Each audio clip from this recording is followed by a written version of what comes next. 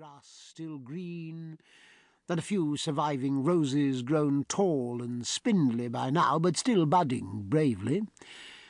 December of this year of our Lord 1141 had come in with soft-stepping care, gentle winds and lightly veiled skies, treading on tiptoe.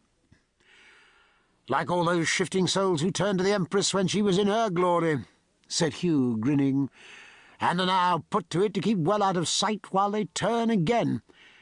There must be a good many holding their breath and making themselves small just now."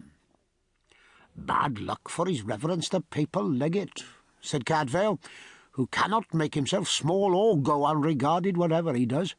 His turning has to be done in broad daylight, with every eye on him, and twice in 1 year's too much to ask of any man." "Ah, but in the name of the Church, Cadfael, in the name of the Church. It's not the man who turns, it's the representative of Pope and Church, who must preserve the infallibility of both at all costs."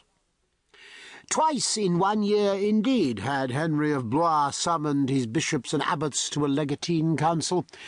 Once in Winchester on the 7th of April to justify his endorsement of the Empress Maud as ruler when she was in the ascendant and had her rival King Stephen securely in prison in Bristol, and now at Westminster on the 7th of December to justify his swing back to Stephen, now that the king was free again, and the City of London had put a decisive end to Maud's bid to establish herself in the capital and get her hands at last on the crown.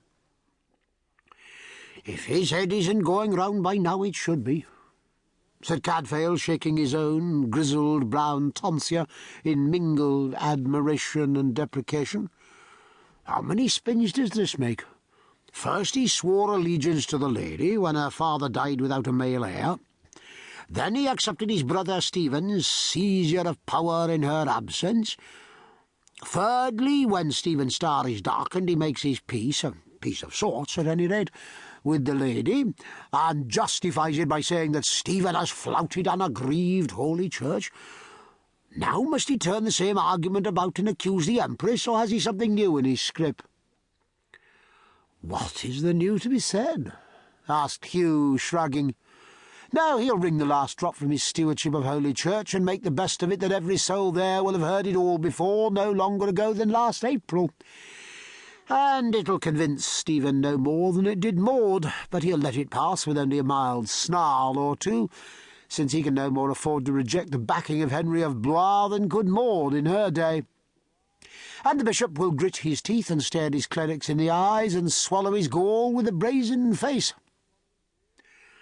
It may well be the last time he has to turn about face," said Cadfael, feeding his brazier with a few judiciously placed turves to keep it burning with a slow and tempered heat. "She's thrown away what's likely to be her only chance." A strange woman she'd proved, King Henry's royal daughter. Married in childhood to the Holy Roman Emperor Henry V, she had so firmly ingratiated herself with her husband's people in Germany that when she was recalled to England after his death, the populace had risen in consternation and grief to plead with her to stay. Yet here at home, when fate threw her enemy into her hands and held the crown suspended over her head, she had behaved with such vengeful arrogance and exacted such penalties for past affronts that the men of her capital city had risen just as indignantly, not to appeal to her to remain, but to drive her out and put a violent end to her hopes of ever becoming their ruler. And it was common knowledge that, though she could turn even upon her own best allies with venom, yet she could also retain the love and loyalty of the best of the baronage.